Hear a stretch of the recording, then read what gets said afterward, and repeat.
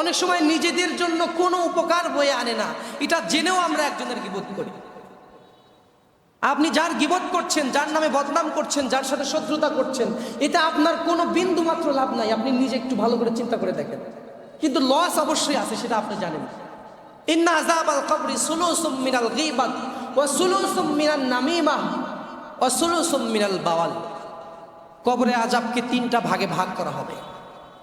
একটা হবে হলো মানুষের গীবত করার জন্য, ওয়া সুলুসুম মিনান নামিমাহ, আর এক ভাগ হবে মানুষের নামিমা, এটাও এক ধরনের গীবত, সামনে আর পিছনে, এই দুইটাকে বলে গীবত এবং নামিমা।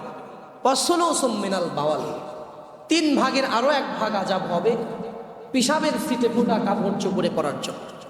এই বিষয়ে আমরা অনেকে অসতর্ক। কালকে আমাকে একজন এই বিষয়ে বেশ কয়েকটা প্রশ্ন করেছে। যাই হোক, আমরা এই পেশাব করার সময় আমরা আমাদের কাপড় চোপড়গুলো খেয়াল রাখি, পেশাবের ছিটে ফোটা যেন আমাদের শরীরে, আমাদের কাপড়ে না ভরে। বিষয়গুলো খুবই ছোট ছোট, কিন্তু এগুলো আপনার জীবনটাকে পরিপাটি করতে পারে। কবরের আযাবকে তিন ভাগে ভাগ করা হয়েছে, রাসূল সাল্লাল্লাহু আলাইহি ওয়াসাল্লাম বলেছেন। এর মধ্যে এক ভাগ শুধুমাত্র পেশাবের ছিটে ফোটার কারণে হবে।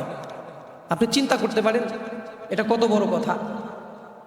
যত আযাব কবর হবে তার মধ্যে তিন ভাগের এক ভাগ শুধু এই পেশাবের কারণে হবে, আর বাকি দুই ভাগ একটা গীবতের কারণে, একটা পরনিন্দা নামিমার কারণে। দুইটাই গীবত মনে করেন। গীবত আর নামিমা একই জিনিস, কাছাকাছি, সাক্ষাতে করা, অনসাক্ষাতে করা। এই বিষয়গুলো আমরা একটু খেয়াল রাখবো। শুধুমাত্র আমাদের এই সবগুলো অবহেলার কারণে, এই পেশাবের ছিটে ফোটাও আমাদের অবহেলার কারণে এই আযাব হবে, এই গীবতও আমাদের অবহেলার কারণে হবে। এতে আমাদের দুনিয়াবি কোনো লাভ নেই, কোনো লাভ আপনি পাবেন না, কিন্তু শাস্তি আপনাকে ভোগ করতে হবে।